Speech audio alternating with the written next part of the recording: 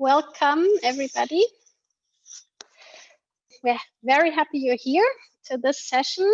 It's actually the closing session of the FRATZ Symposium 2020 with the title Race, Class, Gender, Intersectional Perspectives in Dance and Theater for the Youngest.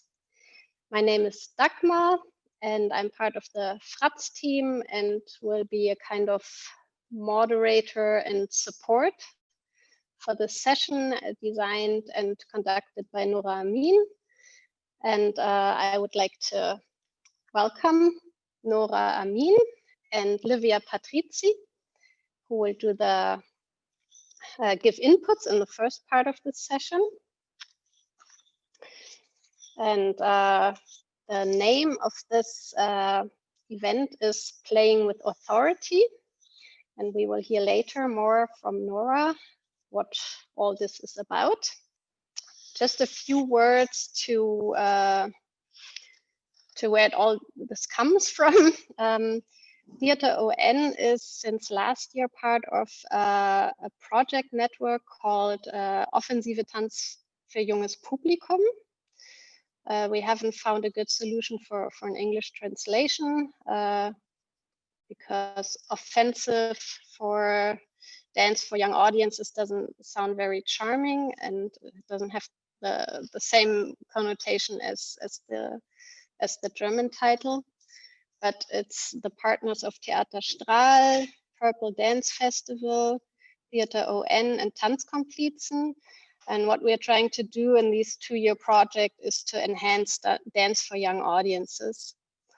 And it was Tanzkomplizen who initially brought the topic of diversity into this project, saying let's put a focus on who we are addressing with our projects, who we are actually reaching, and how we can maybe achieve more diversity on the stage as well as in our audience rooms.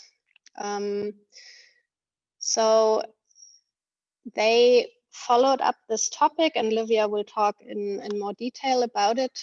But on their way, they decided they needed a Fachtag, a conference on the topic of dance and racism. And they met Nora, and Nora, together with Livia and Amelie, they created this conference called The Other Body, which was supposed to take place in March, but then unfortunately had to be cancelled at the very last moment because of COVID, and was then taking place on September 10th. And it had a very, I think everybody was very overwhelmed how many people subscribed or wanted to take part in this conference, and how do you say this? How this topic is it's very under the it's very present in the whole scene, and a lot of people are thinking about it, and a lot of things are happening here and there, and it seems like there's a good time to bring all these initiatives together. So about the same time, the FRATZ team was planning the new symposium, and we had the wish to continue this dialogue and to continue this discourse within our framework, and bring even more and other people into the discussion, and to go on with it. So this is why we're here today. Now I would like to introduce to you Nora and Livia, and then pass the word on to them. Nora Amin is a performer, choreographer, theater director, and scholar. And she has worked in many countries and many contexts as a scholar. I'm just naming a few, like the Theater of the Oppressed in Brazil, the John F. Kennedy Research Center in the USA, the Freie University in Berlin, the University at Hildesheim, and many more places. We are putting the bio in the chat as well, so simultaneously you can take a look at that. She founded the nationwide Egyptian project for the Theater of the Oppressed and its Arab network. And of course, she also created many, many works of dance in her career, and I believe also in many different places. She is now a Berlin-based artist, and this way we were very happy to meet her and be able to do this workshop and hopefully work together in the future. Thank you for being here, Nora.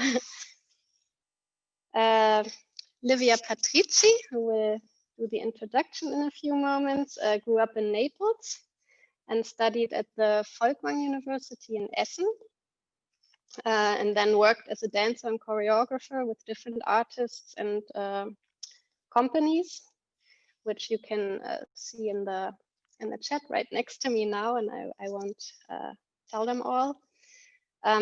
She is the founder and artistic director of Tanzzeit e.V., and she will talk about that in a little more depth also herself, so I won't go into it. And in 2015, she initiated the project Tanzkomplizen, which is presenting dance for young audiences in Berlin. So thank you, Livia, for joining us today. And I think the order is now that Livia will start with her input and then pass over to Nora. Thank you. Hello, everybody. Thanks very much, Theater N, for the invitation. I'm very happy to be here with you today. And in my introduction, I will just shortly go through the path of steps and reasons that brings me here today, together with Nora, with Theater N, and with all of you. And like always, it's a mixture of personal reason and of working reason issued from our team and our work at Tanzkomplizen lately. But it started before, so I make a little step back. When my first child went to school, I faced for the first time in my life the necessity of having to choose a place to live stably, rather than keep touring and dancing around the world. So I came to Berlin and started to make many new friends outside of my dance universe. And when it came to the question about what do you do, and I answered that I'm a dancer and choreographer, the comments were always something like, you do it as a real job? Can you live out of it? And are you a ballet dancer? No ballet, then are you dancing in television? And so on. So basically no one knew about contemporary dance. And I'm talking about people who went to cultural events like concert or theater or museum. At the same time, I started myself to question the relation of dance and society, since I did notice that coming from a family which was politically very engaged in my childhood, there was something missing in my artistic career. And these two facts, the fact that outside my art bubble, contemporary dance was basically unknown, and my longing for another kind of connection between my work and the topic of social injustice, among others, motivated me to create Tanzzeit. And Tanzzeit is a project that brings dance into the schools in the origin. And two things were important for me at the beginning. I wanted active dancers and choreographers to go into the schools. And it was also important that the whole class should participate, so they should have dance as a subject, so that everybody could join.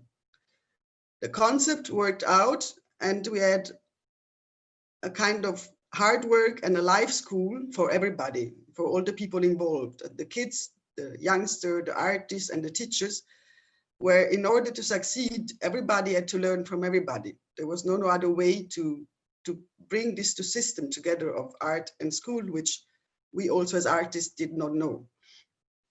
So today we work in schools in a very different social settings, and with many kids and youngsters with different abilities, social and cultural backgrounds. So we work with the whole range of people which build German society today. 5 years ago, we created Tanzkomplizen, as Dagmar said, a dance for young audience program. So this time it was the kids who come to the theater and not us going into the schools. So the morning performances were very diverse, as you call it today. And our afternoon and evening performances were not. Kids and parents looked very similar and came also from very similar background. And as we started then Tanzpakt with all our other 3 partners, as Dagmar said, we started to question ourselves about why is our public so different in the morning than in the evening. Again, seemed to be that school were the place where you meet the so-called diversity of our time, and certainly not the theater. Yeah.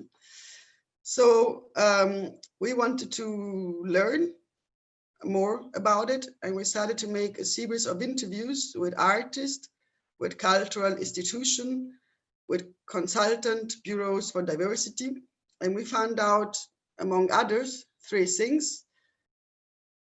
We were perceived as a very diverse project in some of our field from the outside, like the Dance in School project or the school performances, or our battle, Club Oval, a battle which brings together different dance styles and also therefore different public on one side. And on the other side, about the public coming to the afternoon, evening performances, we were asking ourselves the completely wrong question. It was not about asking ourselves why they didn't come to us and how to make them come to us. We had to ask ourselves, what program do we do? Which artist do we invite? Who is representing which artistic canon or aesthetic? And the other thing that we find out is that about talking about diversity, everybody was talking at the end about racism, about structural racism. So it was very clear that you cannot talk about discrimination or diversity without talking about racism. And so what the first step we did, we invited Nora to make the conference, the other body. Of course, someone like Nora, she conceived the conference, so she brought other people that we would have managed to bring in as our institution. And she also brought other topics, which we didn't know. Yeah? So it was a step for us to give that she conceived the conference so that we could keep learning and keep meeting other realities than the one we knew. Dagmar talked already about the other body, and I'm sure Nora is going to take over about it also later. It was an important moment for us as an institution, and I'm very thankful for this work together with Nora and with everybody who participated. And after that, I had to think about a choreographer who would do our second production for Tanzkomplizen. And we wanted to keep the same theme, actually, dance and races. And I was researching, and I very soon came to my limit when I tried to find a choreographer from the contemporary dance scene, because I didn't know exactly what I wanted, but I didn't want to make a conceptual piece about racism. It was not about someone talking about aesthetically about racism on stage. I wanted actually something which was an embodiment of the theme in dance. And so I quickly came to the dance art form Kramp, which is an urban dance form, and which was, issued from the big conflicts on social and racial injustice end of last century in the US. So when the dance style was born, it was born as an embodiment of racism and discrimination because it was in the movement vocabulary. And today, Kramp does not always tell the story of racism, thank God, because it developed to a world practice, an aesthetic practice, and they talk about many different things which interest them. But since the movement vocabulary is inherent connected with the theme of discrimination, with the team, it always reminds us that racism is a part of the system, even if you do not refer to it, that is not gone. And that at the same time, Cramp as a dance gives the possibility to transcend and overcome physically and artistically the state of anger and the effect of discrimination on the body. So it's a reminder that it's always there, and is also the solution to be able to overcome and to be able to express many different topics with this dance. So here again, in order to make a piece with this team, we needed other artists and other topics than the one we knew and that the one we are used to deal with. That was a lesson about this all going into the theme of diversity. And there was a strong, now I make a jump, there was a strong debate in the last days about whether culture is a strong enough political lobby. And I actually feel that this is the false question. It's not the question if the political lobby is strong enough. I think in Germany it's quite strong. I think it misses a connection to the base of our society. It's not perceived as a need for many people who might find other forms of culture or other form of art relevant for them than the one we talk about. And there was an article which I like very much of Amelie Deuflaert, the director of Kampnagel in Hamburg, on a magazine called the Freitag. She criticized the trench battle between those who see themselves as producers of valuable high culture and the providers of commercial and music entertainment. She says that it's completely counterproductive and even dangerous that we lose ourselves in a debate of demarcation instead of being in solidarity with everyone in the art industry, in the cultural industry, whose jobs and entire existence are affected by the closure and not only now in danger. So she suggests to use this caesura, the corona, this scissor, this break, to think about what the theaters and cultural institutions should look like in the future. Because one thing is clear, the world after corona will be a different one. When the doors open again, we cannot simply carry on as before, but must critically question our role as social places in a changing reality and also become more accessible to those who have not yet spent their free time in the theater. We must not be afraid of losing audiences, but rather see out to find new audience, to continue to work on issues that have become even more visible because of the pandemic. Climate change, racism, exclusion, gender justice, like the theme of today. So it's about developing new formats and use the resource and potential, even if the theaters must remain closed. For example, by going into public spaces, into schools, retirement homes, hospital, and so on, looking for ways to make creativity visible. So we don't need a debate about, an elitist debate about culture, but we need a concept, sustainable concept for the future. And what I feel, which is happening now in our small institution through this whole connection with the team, and then with Nora, with the Fachtag, and now with this conference today, it's like a chain reaction, you know, building new connection and try to spread a different form of virus, which is the questioning about how art and theater and culture should look in the future.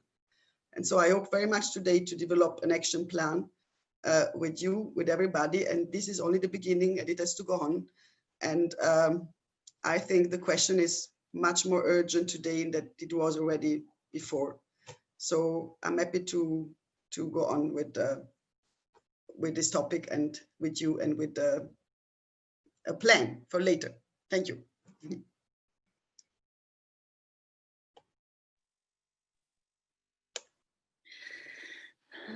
Okay, so I think it's my turn now.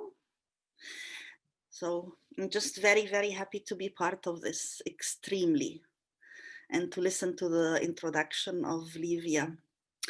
I will just say two things before I start reading my text. The first thing is about how I use the word authority. And of course, I'm not a native English speaker. Most of us are not. So I am restricting the usage here to put it in opposition to power, and to understand authority as authorization, authorizing, as a position that allows, permits, forbids, and also is based in a kind of superiority, and legislates as well, versus power, which can be an ability, a potential ability, but cannot be implemented without authorization. Now, the second thing I would like to say is that because I'm part of the method of theater of the oppressed, as Dagmar mentioned in the beginning, so part of the way I want to deliver this is also inspired from Theater of the Oppressed. And we have a special strategy that is about making some stops for thinking. And it helps us to get one moment of silence in order to think, and also to sort of appropriate what we are hearing. And during those moments, I will say stop, ask a question, and then raise a sign like this. Okay, I will start now. So, throughout the history of performance, theater, music, and dance, authority has always been present, as it is usually present when dealing with any form of public expression. On one hand, the public aspect of those forms of expressions make it crucial to scan and monitor what is being presented, as it would occupy a part of the visibility of communication and would create socio-political statements, which would probably have an impact on public opinion.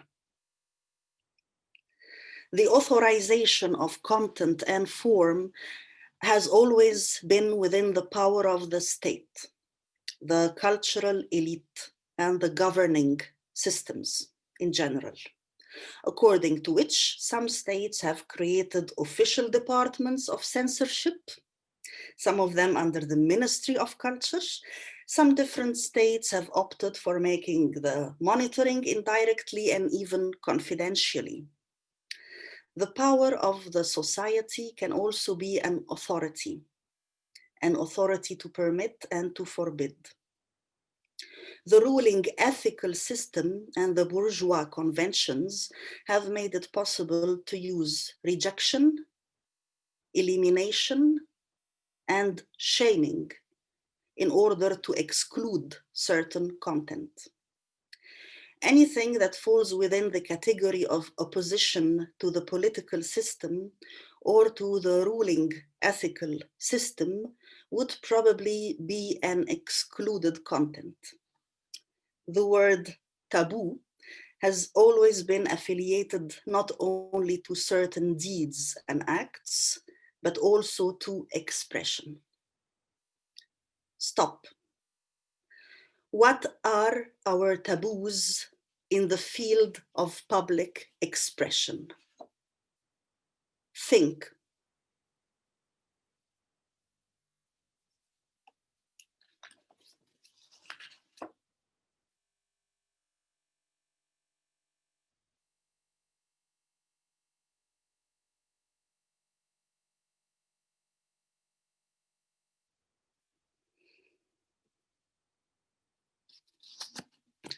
The word taboo is probably more affiliated to the expression of those deeds, acts, than to actually committing them.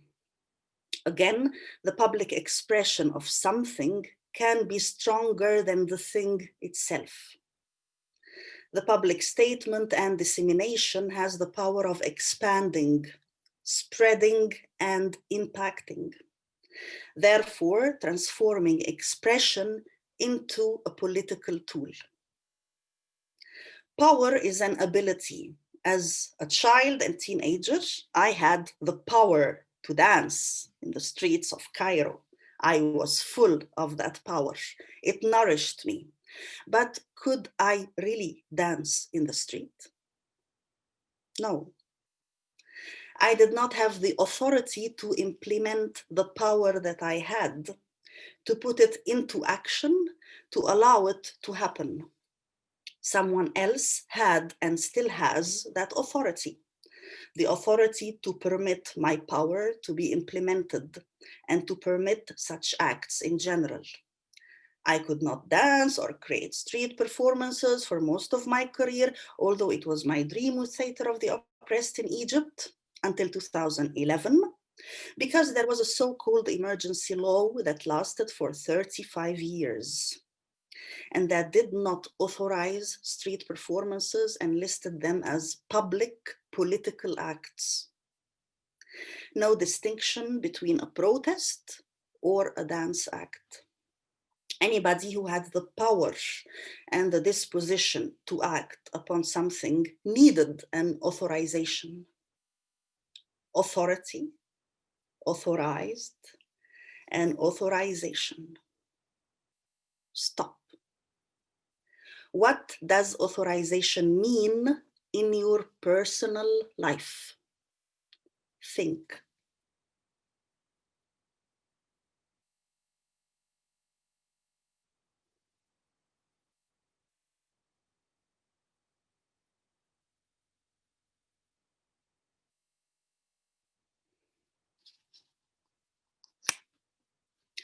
But who had the power to authorize? Who had the power to authorize the power? Of course, it was the state, the regime, the government, the legal and judiciary systems, the religious institutions, the parents, the teachers, the spiritual leaders, the political leaders, the chief of the political party, the intendant of the theater. Authority was a way to instrumentalize power, to filter it, to exploit it, and to subjugate it. There was no power then in reality, but only authority. Does this apply to Germany, to Europe? Does it apply to democratic states? In my opinion, the concept of authority applies anywhere and anytime, as it is a prerequisite of governance.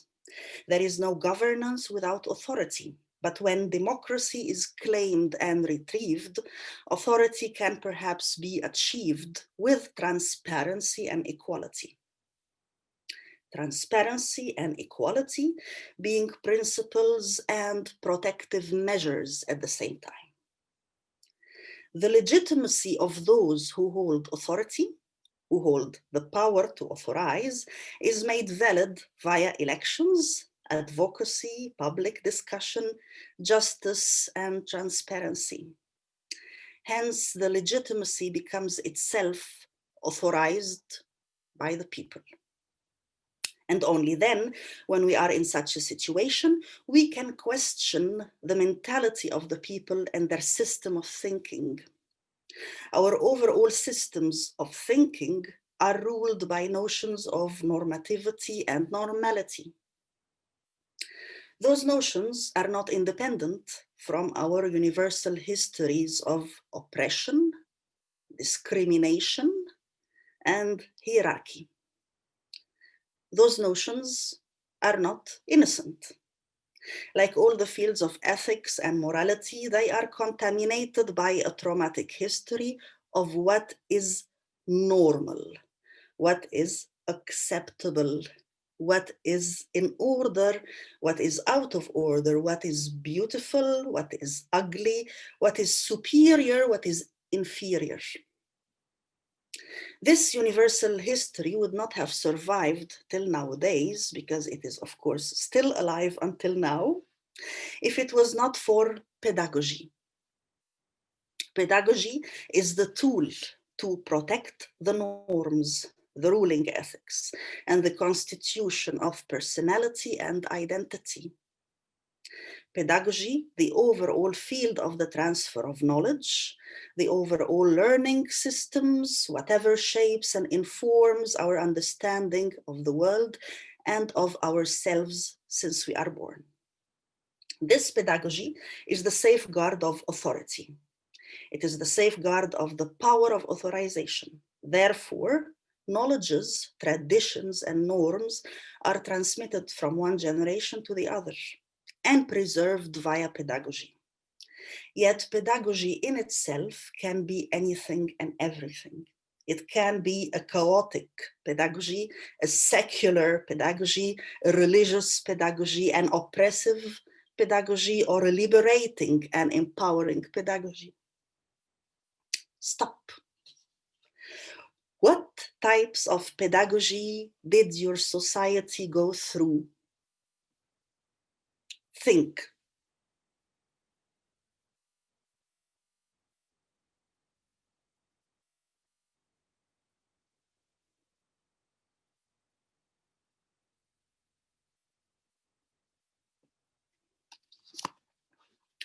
For each ideology and system of governance, there is a suitable pedagogy.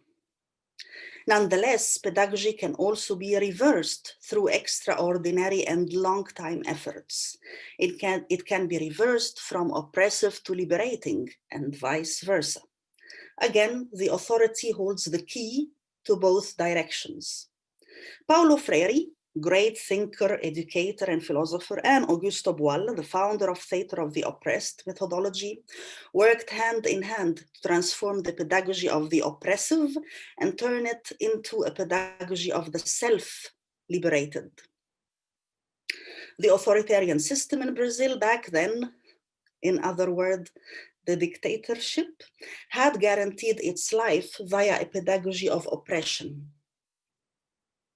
Paulo Freire created in 1968 a foundational text of critical pedagogy, his celebrated book, Pedagogy of the Oppressed, where he includes a detailed class analysis in his exploration of the relationship between the colonizer and the colonized.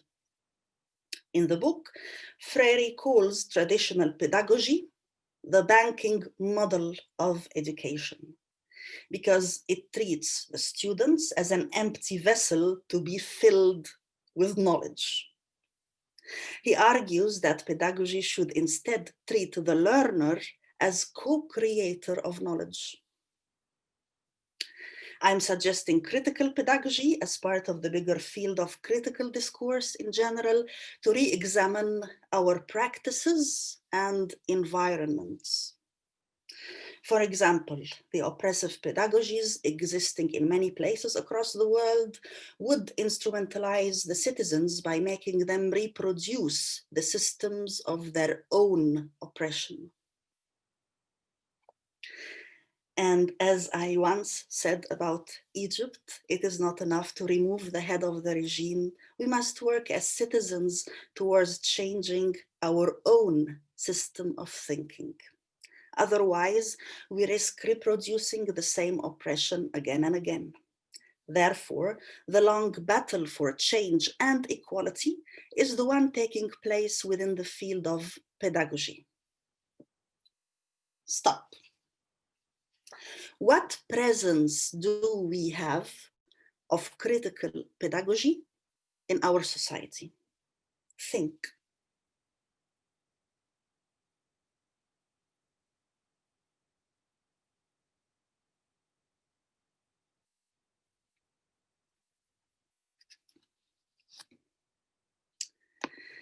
If in our society we are dealing with questions and issues regarding diversity, equality, and justice, then if we are still dealing with this, then we need to re-examine our pedagogy, because even if we are living in a democratic state, there is no guarantee that our pedagogy is void of illnesses. Democracy in itself is not enough if the overall thinking and convictions of the majority are not based in equality and justice.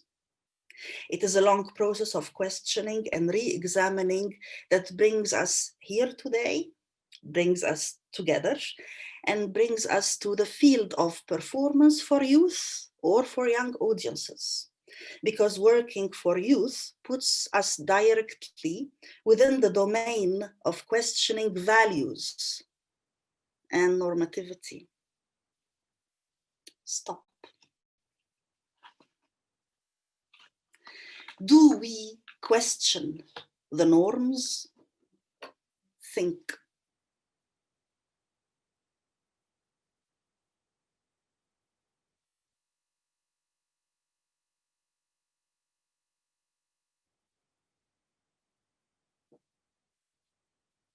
Am I going too fast?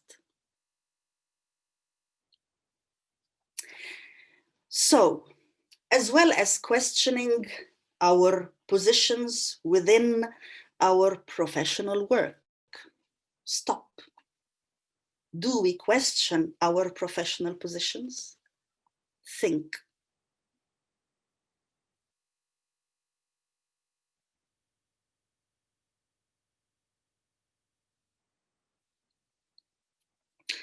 When we are working with and for audiences that are in a process of growth and transformation, we know that every information, movement, dialogue, and visual composition will contribute to expanding the consciousness of those young spectators and to shaping their identities, their notion of normality, and their world vision. It is a gigantic responsibility that does not exclude the fact that we, as adult artists, administrators, and workers, we are still within our own process of questioning our own identities, our value systems, and professional positions. I would say our intersectional positions for each of us is many. Stop. What are the roles that I play every day? Think.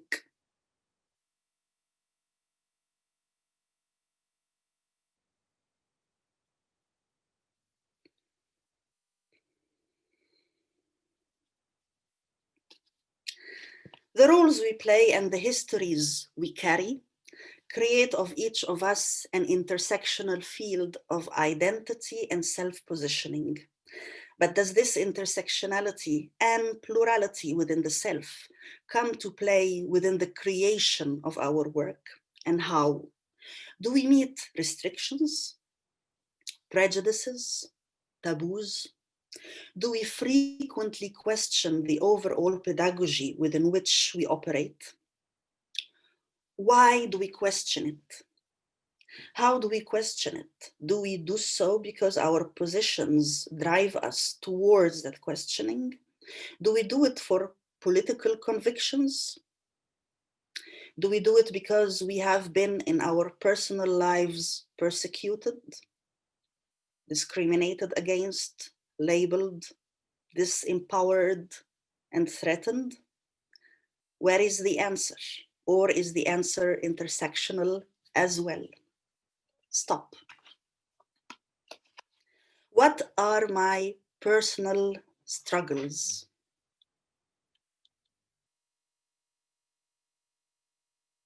Think.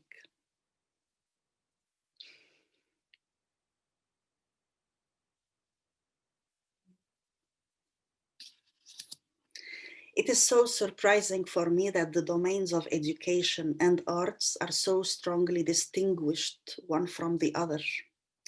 For me, such distinction is impossible to make. Insisting on it, even forcing it, can only happen out of a mentality that works through divisions, disruptions, and borders. It shows a need to continuously create separate categories and to distance them from one another. Stop. What are the categories within which I operate? Think.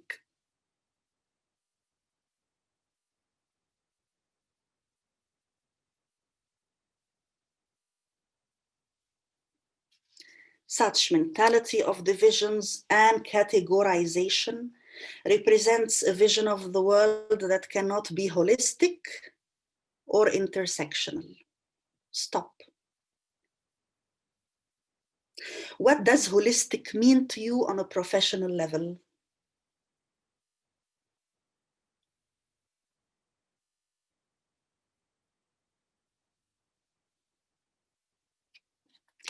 It is a vision of the world that do not fit with the natural flow of how identities grow, fuse, connect, interweave, and intersect.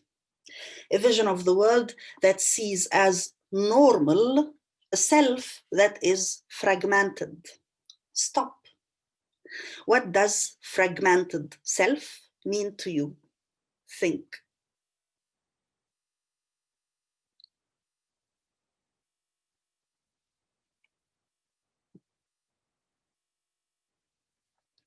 A teacher can be an actor too. A dancer can be a teacher, a mediator, and a healer.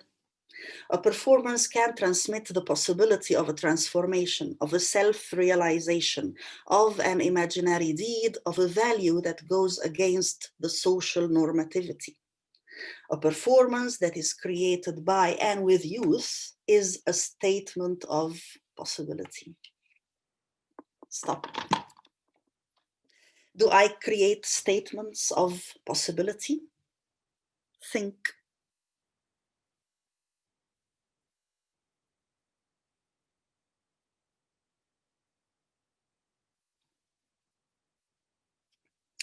It is a statement of recognition and validity. Stop. What do I recognize and validate? Think.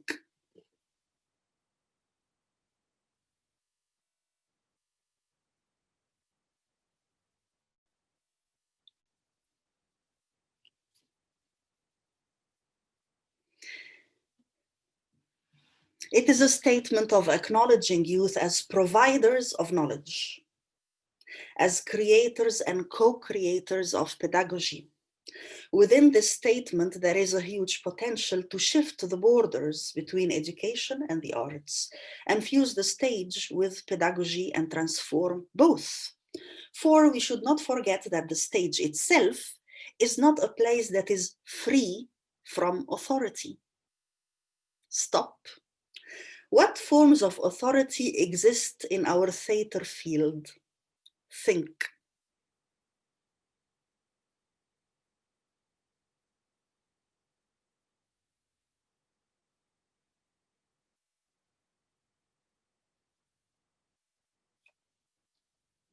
Our theater field is not free from hierarchy.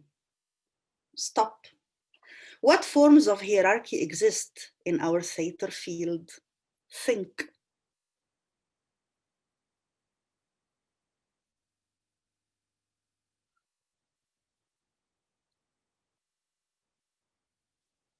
And it is not free from oppression. The histories of performance carry the traumatic experiences of rejection, shaming, and elimination. Each society has its own wounds that are also imprinted on its stage in the form of taboos.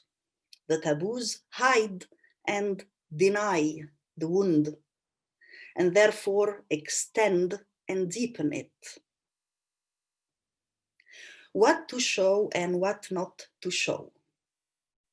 And if we abide by not showing something, it would mean that we are accomplice in hiding the truth, or in being selective of which reality to present, to represent. Does the pedagogical system allow us that choice? Are we conditioned by some kind of an auto-censorship where we even exclude topics and experiences without discussing them with ourselves? The authority within the arts system also functions as a dictatorship, where some art forms are totally shamed and excluded, where there is always some preconceived notions of what is acceptable art, good quality art, excellence. As a migrant, I have the privilege of not knowing everything, happily, of always questioning and asking why. Why is this considered as a good theater piece? And why is that form considered folklore or cultural art? Why is it impossible to present a ballady dance performance for youth or invite them to practice dabka? Why is the spectatorship considered as such or conducted as such? And since every performance is constructed on a principle of gaze, what gaze are we dealing with here? From which perspective? Who owns the authority to decide the perspective of the gaze? Are we somehow conditioned to a certain gaze that is not really ours? And how to offer empowerment for young audiences so that they can create their own free gaze. Each performance is based on a concept of how it should be viewed. With our youth audiences, how do we formulate the way that our performances should be viewed? According to which system of authority, which position? How does all this work with the social and human values of equality and solidarity? How does this work within a knowledge system based on othering? How do we handle the questions of identity when it comes to young audiences, knowing that we are also participating in the overall pedagogy of citizenship, rights, responsibilities, and freedoms? What perspective do we need to support our creative processes towards more openness, fluidity, and plurality? Stop. How much openness, fluidity, and plurality do I have in my practice? Think.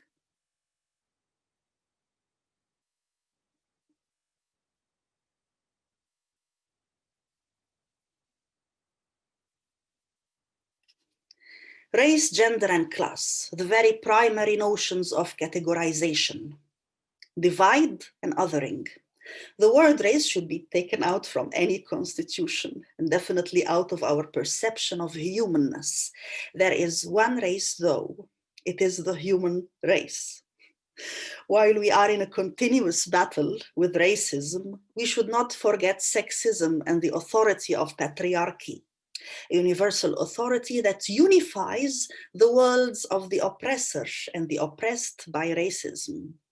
And while the privileged socioeconomic class always helps to escape authority by belonging to those who create the rules and laws, those who are economically deprived become social outcasts.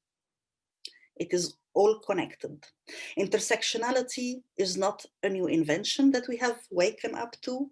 It has always been there in its negative history and its positive potentiality.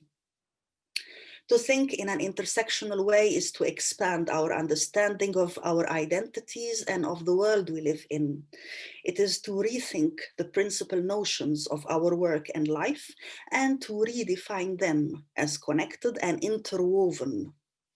It is also to think of the intersectionality between the stage and the human rights and the global growing aggression towards children that we need to address in all its complexity and sensitivity. Because even children in Kitas recently appear to have been enduring traumatic experiences, although in quite rare cases, but nonetheless crucial for the building of awareness towards self-autonomy, protection, and right. To think intersectionally is also to act to act intersectionally, and never to lose sight of our personal histories and experiences of trauma. To think intersectionally is to think of performance as pedagogy, of pedagogy as a performance of authority, and of our creative selves as spectators and creators at the same moment, as adults and youth at the same moment. To think intersectionally is to look within our identity and locate the several itineraries of the self that are still alive and functioning and intersecting. To think about the intersections of race, gender, and class is to also think about the intersections of oppressions, the intersections of privileges, and the intersections of oppressions and privileges. To think who goes to the theater, who sees us, who hears us, and we, who do we address, who do we talk to, how do we envision our society, and how do we dream of the future citizenship? Stop. What do I dream of for the future? Think.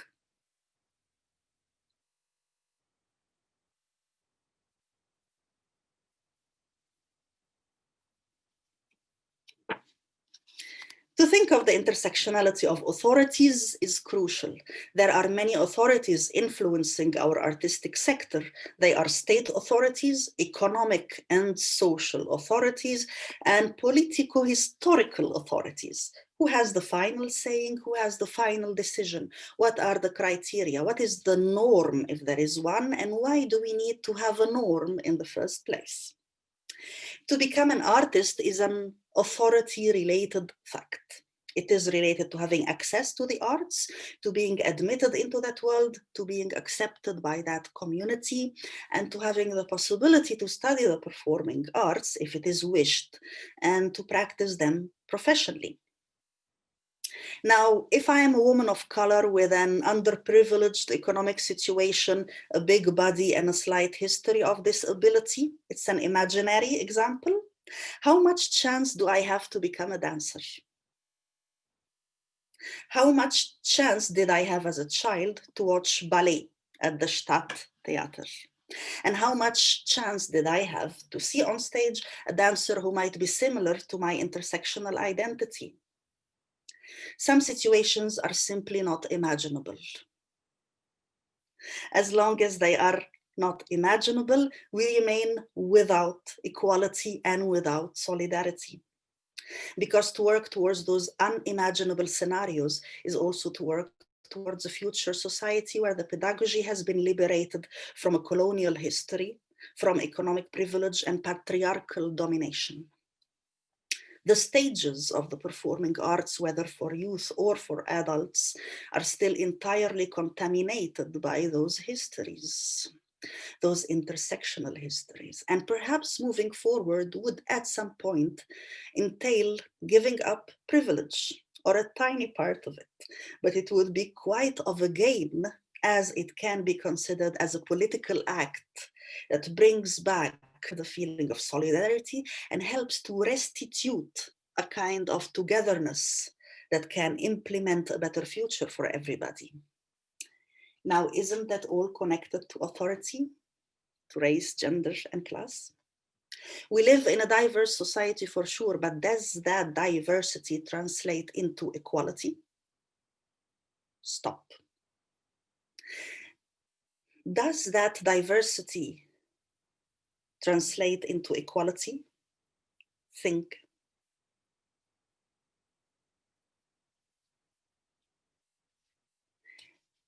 Does it translate into a plurality of artistic practices and of access?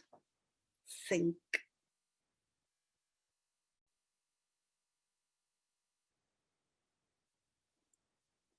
Or is it diversity that is categorized and authorized as a label in itself?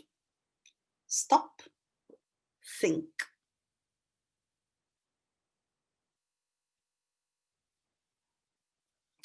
Is youth theater a category that is inferior to adult theater?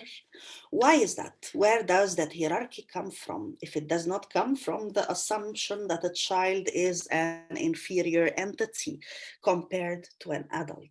Thus, the whole sector of youth performance, how to make from theater for youth a theater of youth and a pedagogical domain that is ahead of society and cultural policy, a pedagogical field of tomorrow. Stop. How can we employ authority to deconstruct authority and recreate the legitimacy of the creative self, leading to the authority of non-authority? Think.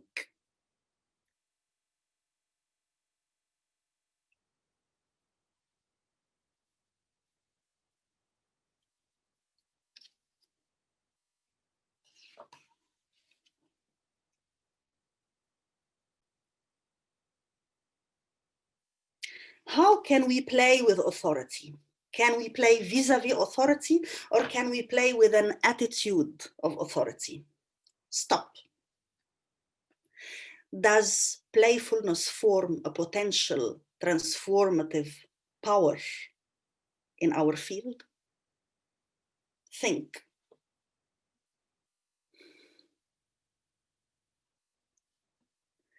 To discuss all those issues here today and together is to move forward. It is a movement where there is no separation between the artistic creativity and activism, because collective actions that have a clear target and a strategy are activism.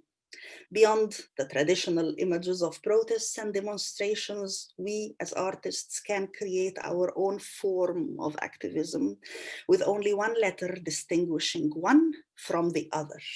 Art and act. I am done with my speech. Thank you for listening. Thank you, Nora.